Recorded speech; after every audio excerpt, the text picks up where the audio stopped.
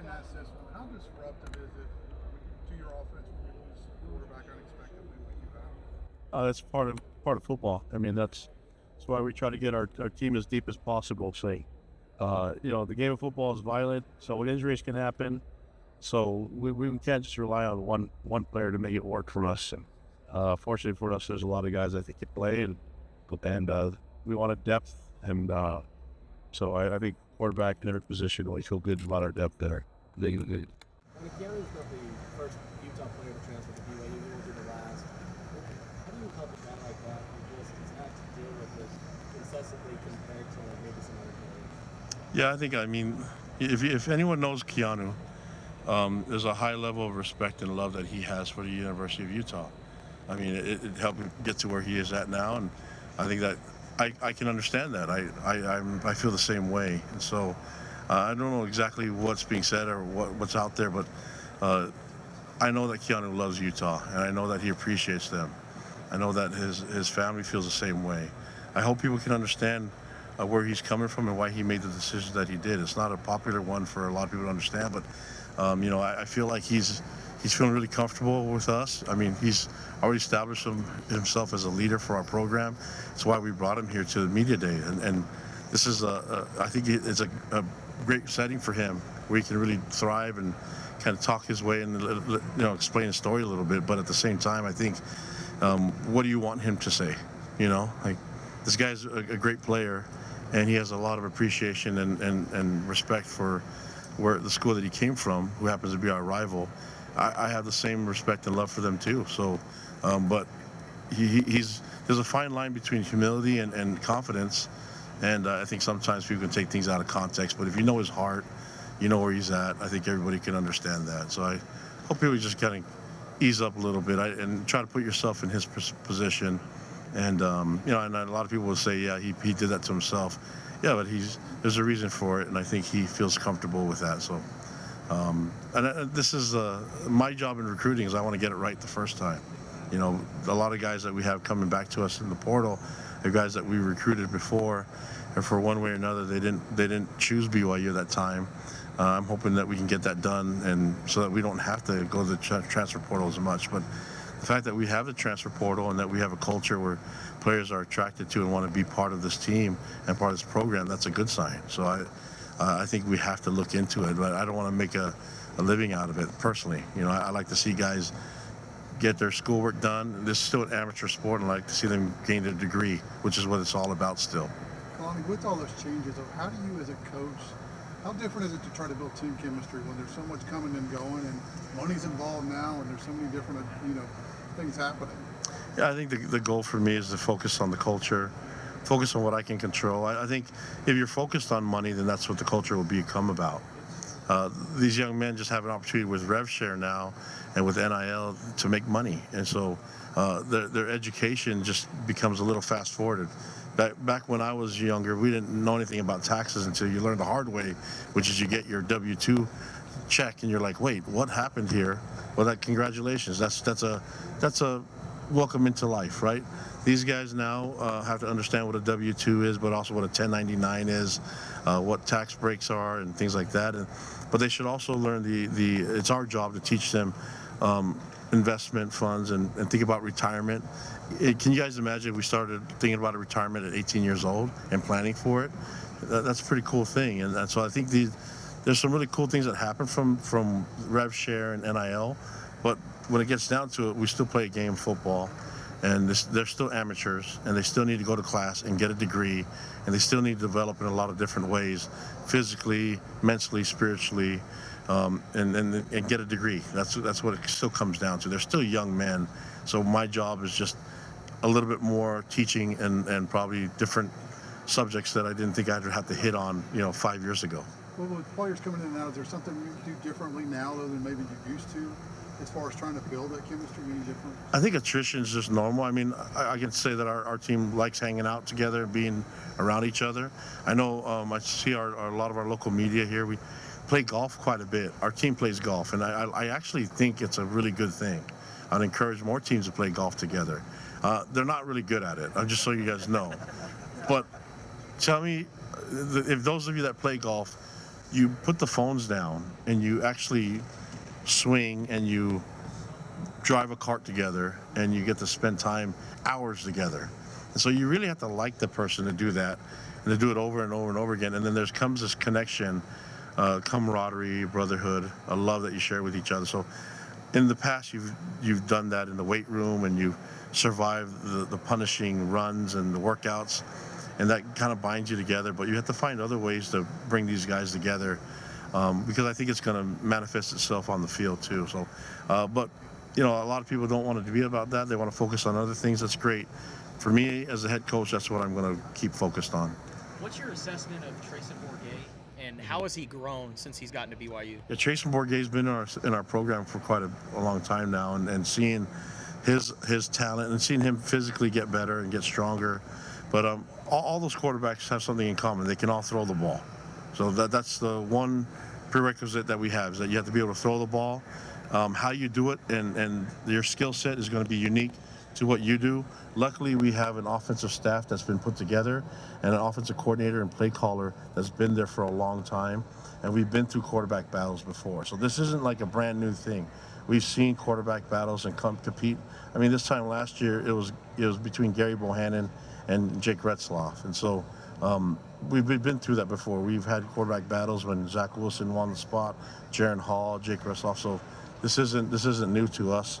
Luckily, I feel like we have an offensive system that A-Rod has been able to establish where the players can all be themselves. Trayson Bourget can play his best style of football, and then we can model the offensive scheme and strategy according to his skill set.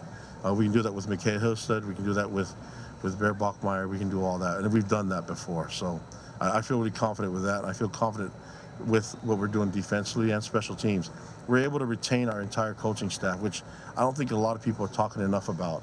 To me, that was a huge positive, and that means for me it's maybe a little pat on my back. Like they like me, they want to hang out with me a lot, so that's cool. They want to give it another year, But the truth is, I think a lot of that has to do with our fans, the support that we have, the environment, the momentum that we're creating as a program, and then the young men that they get to coach. I think that's a big part of it. Do you golf with the guys? Yeah, I golf with them sometimes. I try not to because they like bragging about it, and for some reason, this generation records everything. So I'm not interested. When those of you that have been around me and you record my golf swing, it's not impressive. It's not as bad as some other popular people out there. But if you're going to record me, I'm going to look straight like I hit it right down the fairway. I don't care if it's going slicing to the right or hooking to the left. I've got to fake out the cameras now. So I don't want to be in that position. So I play with the old men. I play with my style, my coaches, and I let the players go do their thing. They like to swing really hard on the ball, and that's not my style. So what are the questions? I don't. It's a good problem to have, but you're managing the expectations that come from an 11-2 season instead of a 5-7 season. How are you doing that? Does it change? Does the approach change, or how do you manage it? I think you guys have been around me when we had the 5-7 season. There's some really good things that we did that year. I don't think you just trashed that whole year because it didn't work out in our favor. There's some really cool competitive games that we did. It's taking that season and then learning from all the mistakes that I made as a head coach. I'm still learning. I mean, I'm going in my 10th year as a head coach. I can tell you now, going in my 10th year compared to going my first year, I feel a lot more comfortable in this role. There's a lot of things that I learned along the way. Some of them were just the school of hard knocks, where you just like the experience is tough and some of them embarrassing. But I'm not against learning. So if it means that I get embarrassed and I make bad decisions, I'm going to own up to it and try to figure it out. But I'm also trying to figure things out more. I'm trying to learn as much as I can. I've learned quite a bit from so many people, specifically the players. They've been. I mean, their football IQ is amazing, but their connection and their love for the game and love for each other, and I mean that's something that I really thrive on. And then kind of being around the fans. I mean, if you're a good fan, you're going to have an opinion. I don't mind hearing them all out. I was on a cruise with all BYU Cougar fans on a cruise for a week. They gave me a bunch of advice. They gave me a bunch of opinions. I didn't mind it at all, man. This is what I love to do, and so this is a really cool experience for me. The fact that we went 11-2 last year, it just means that we were able to win some of the closer games that we lost in the 5-7 year. So the attention to detail becomes, how do we keep improving? Not thinking about the end result, I'm thinking about how can we get better as a program. But this has already started. If you listen to what I said earlier with the media, with the entire media, is I mentioned this was a plan that was put in place when Tom Homo hired me first year, and we said let's try to get ourselves ready so that when we do enter a power conference, that we'll be able to create some momentum. This was all Tom's vision. I'm lucky and honored that I became part of that and part of the plan. And then all I had to do was sacrifice my record. I mean, you guys, you remember the year that we played Wisconsin? They came down to Provo and they spanked us. It was embarrassing up front, but how else are we going to learn? What's a better teacher than the experience of being physically manhandled? And then a year later, we go up to Wisconsin, Camp Randall. We beat them. So that right there is a great learning experience. We had many of those along the way, and we're learning that as we are in this Big 12 in this conference. I'm enjoying every part of it, man. I don't know what this year is going to bring us. I don't know what the record is going to look like. I just know I'm going to enjoy the process and I'm going to have fun doing it. Talk about retaining your staff. How close do you feel like you were to that, potentially losing guys? I think every year there's always a threat. If you're doing things right, there's always going to be a threat. Every year, I mean, even the 5 and 7 year, there's always threat of losing guys. And I have a responsibility as a head coach to make decisions. That's going to be I have to take the fans. I have to understand that I'm speaking for the fans. I'm doing what I have to respond to them. But that's not it. Also, the number one thing is that I have an obligation to the fans, but my major obligation is to the players, to the student athletes in our program. And so that means that if I have to make difficult decisions, then so be it. You know, this is more important than me as the head coach. This is a movement that we're trying to create. Tom's no longer the AD. Right now, I said he's got his toes in sand right now. How awesome is that? You know, that's not my time yet, but. You know, he's actually passed the baton to Brian Santiago, and I love the way Brian's been leading us as an athletic director. The entire administration, there's a movement happening, and we everything's done deliberately. It's not just by chance. We've got to keep intentionally moving and intentionally applying more pressure for us to get better. How would you describe the challenge of stopping quarterbacks this season? The challenge what? Of stopping quarterbacks in this league with the last. Yeah. Well, I mean, every coach here can coach, man, and every style of offense is going to be a problem. I mean, there's so many great quarterbacks. A lot of them are here today, and they'll be here tomorrow, and their level of ability and skill set, but their football IQ, it's one of a kind. You see how advanced these young men are, and there's next level players at the quarterback position, and you combine that with innovative and brilliant offensive minds, it's going to cause a lot of issues for a lot of defensive coaches. So I'm the head coach. I don't call the plays. I don't call the offensive plays, defensive plays, or special teams plays. But I like them all. I just want our coaches to choose the right mix that's going to get us the best chance for victory. I don't care what style it is, but I do know one thing. You have to respect what you see on film, and you have to respect the resume of all these coaches in our conference. It's a deadly conference to be in, and it's going to be a lot of fun this year. Coach Andrew Cherico, Tavius Murray's Knights 247. I'm just curious on your thoughts on UCF head coach Scott Frost returning to coach UCF once again, this time in the Big 12, knowing that you possibly had some history with him in Oregon. Yeah, I mean, Scott Frost he's got a brilliant mind when it comes to football too. And so I think that he's in a comfortable setting now, something that he's familiar with. I think he's going to be a force to be reckoned with. I mean, that he's a smart guy and he understands how to motivate his players. And then you look at his staff that he put together. I think he put a really dynamic staff together. So there's going to be every team in this conference is a problem, and it doesn't hurt that Scott Frost won national championship. Granted, when we were talking with him before, he said that none of his players were born back then. But you're officially an old man when you're talking about the days when none of your guys were alive when you played. I mean, I was talking. These guys were asking me, Coach, when was your freshman year? I said 94, and their reaction made me feel older than anything. They're like, what, 94? And I didn't understand that, but whatever, man. I turned 50 this year. I'm going to be officially old, and I can't wait for it to happen. Yeah, but Scott's going to do an amazing job there. I just hope he doesn't do it against us. Kalani, Brett Yormark talked earlier about the importance of finding brands in this league that will become annual contenders in the playoff each year. I think BYU's positioned to become that program in this league. I think everybody's positioned to do that. I think my job is, like I said, I don't know what the results of the games are going to be. We can play our best game and still may not be good enough against that opponent that week. The goal is that we do that consistently. I felt like we did some really cool things last year.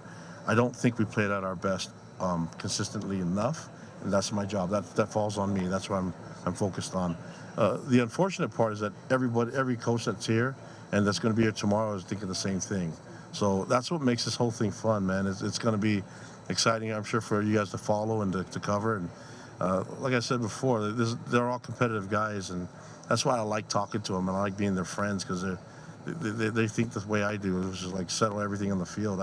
I'm not into campaigning, which is why I wasn't here. You didn't hear me talking about the playoffs and our situation. My thing is, like, we're happy to play in the Alamo Bowl game against a Heisman Trophy winner and against a talented team in Colorado and Coach Prime, and appreciating the opportunity and the gratitude that we have for this game.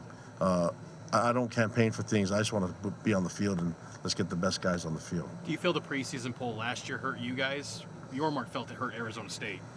I don't know. I don't know how all that works. I'm not in those committees. I'm not in those meetings. I coach ball, so that's what I do. So I don't know where we're going to be when the rankings happen. I know if I'm doing my job the right way, then it should work out in our favor. If it means that people started way further behind because of the poll, I don't know. But has anybody got the preseason poll right from beginning to end? 2 years ago, Texas. Yeah. So someone got it right from 1 to 25? No. Oh, okay. So that's what makes college football really exciting, right? I mean, I don't think anybody's even got the bracket right for March Madness. So that the intrigue is that I see where Commissioner Yormark's talking about. I think everybody sees that. I'm like the coaches here. Let's settle it on the field. I don't have a problem with it. We've played 3 non-conference games. I would love to play an ACC team, an SEC team, and a Big Ten team. Line them up. Let's do this. Why can't we do that?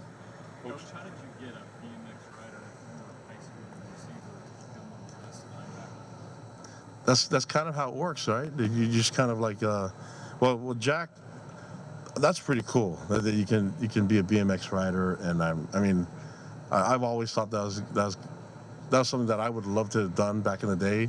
You know, when you're little and you're riding your bike around thinking you're jumping these jumps, and then you see someone really do it, and all I did was go off a curb.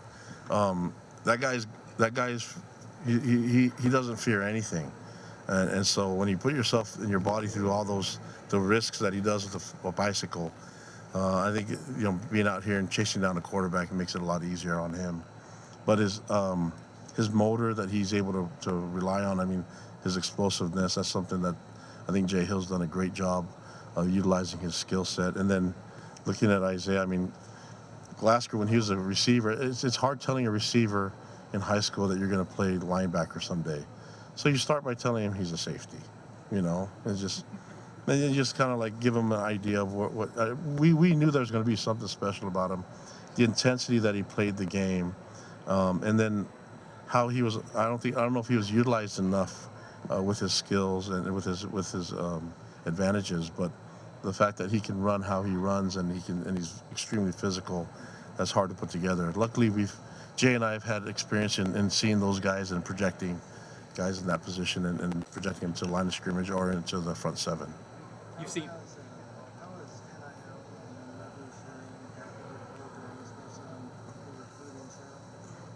Yeah, I think NIL and rev shares. I mean, that's everybody has to adjust to it. I think all we've done is added a general manager. So I don't need to know how everything works. I know some coaches do it that certain way. I don't have to know which bus is going to pick us up to take us to the stadium. I don't know. I don't need to know all the details of everything.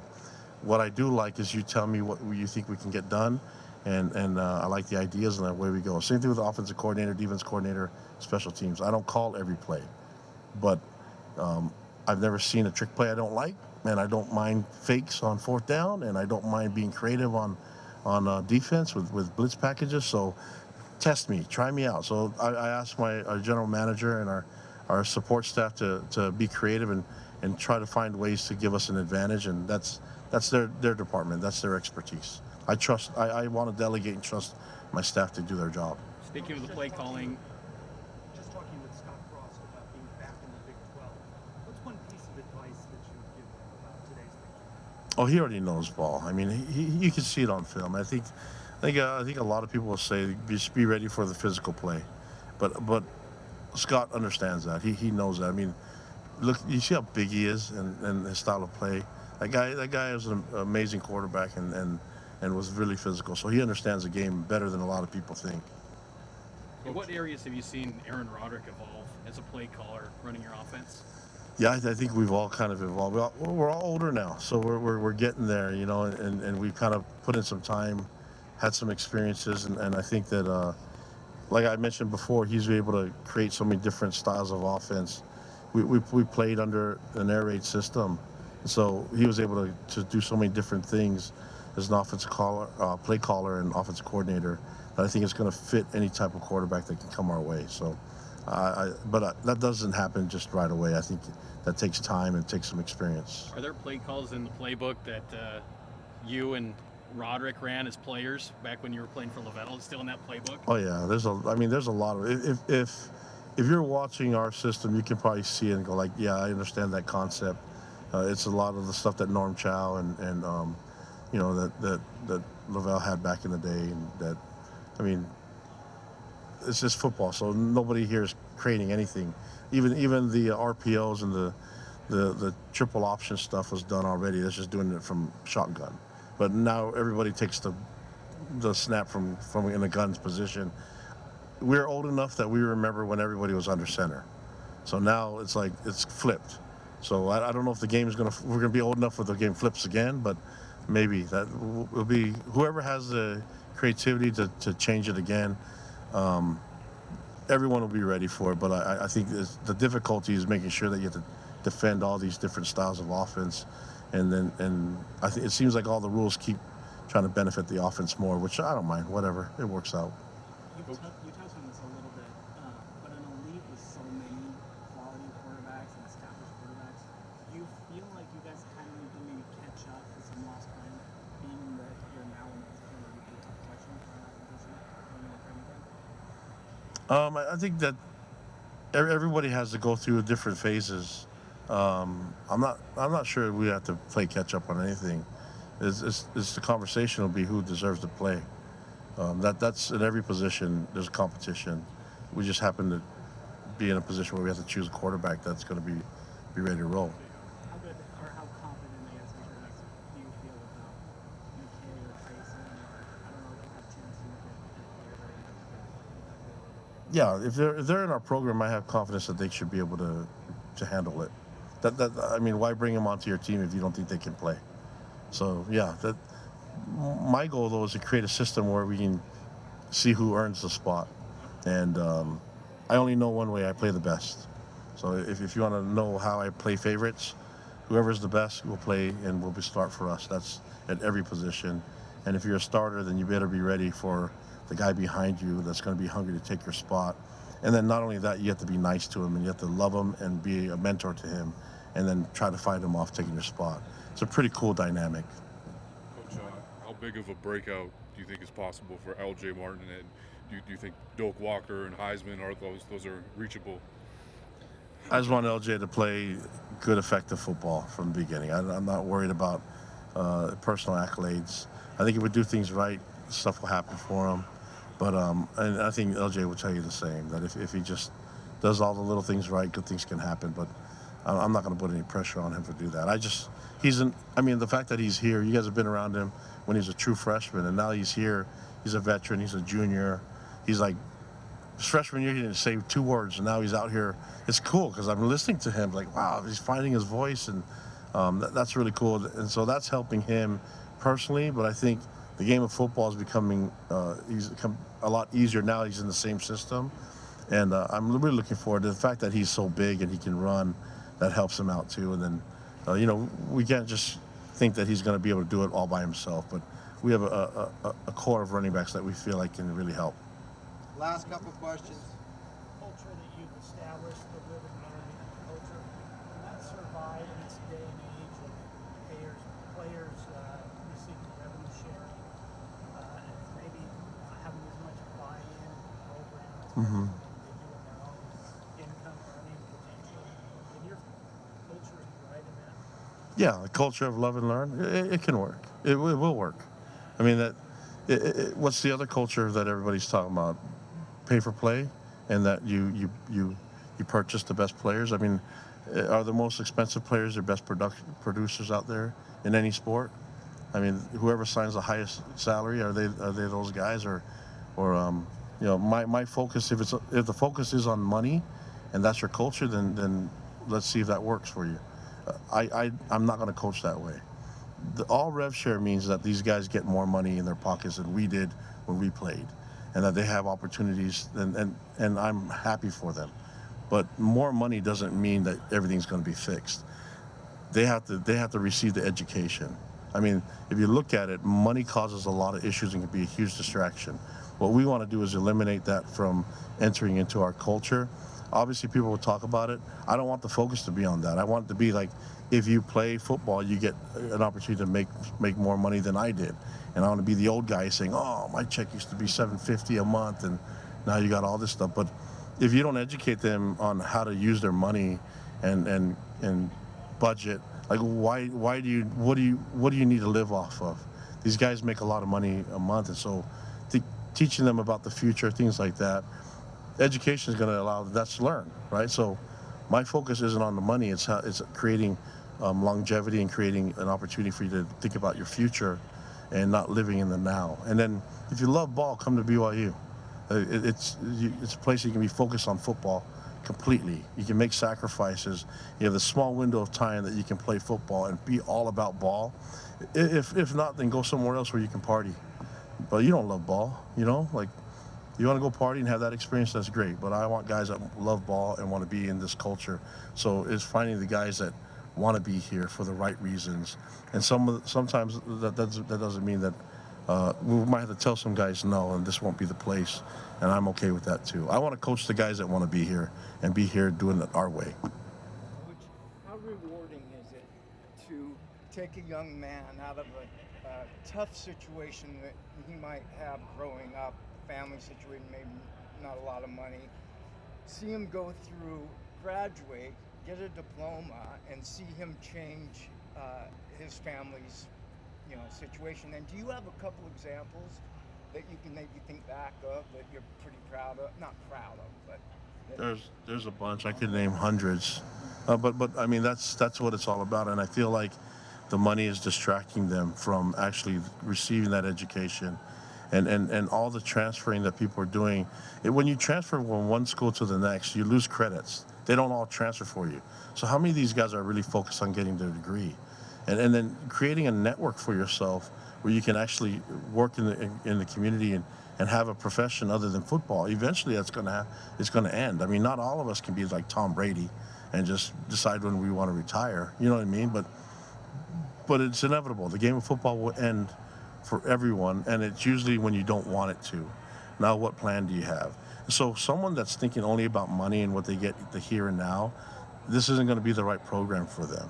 But if you want to start an investment fund, or you want to start thinking about your future and plan for yourself later on in life, and see that your money can really work for you, come here. Then I can work with you. But if it's like, nope, I got to receive my money now and this is it, that's not going to work. This is not the school that will really work with, and this isn't the football program. We're in alignment with what we do as a school and what we do with our church affiliation, the Church of Jesus Christ of Latter-day Saints, and so we're going to continue that way. And there's a lot of people that want to be here for those reasons. Kalani, some of your best teams have started off a season with a quarterback battle, 16, 20, you can go through the list, but what is it about a quarterback battle to start a season that kind of brings out the best in your teams during your time here at BYU? Yeah, the guys will rally around it. They'll rally no matter who the decision is and who the player is. They'll rally around that situation and that player. And then hopefully that player steps up and plays out of this world and plays for his teammates. And so when that happens, beautiful things can happen. But we got to go through the process, and we got to do all the hard work. There's a lot of really cool things that are happening with us. We got a long ways to go. We got to make up a lot of difficult hard work and physical football, things like that we're going to do at fall camp. I'm excited for it. I'm looking forward to the challenge, and So whatever decisions we have to make on who plays in what positions, the rest of the guys will rally around everything that we decide on. All right, thank you. Thank you guys. Appreciate it.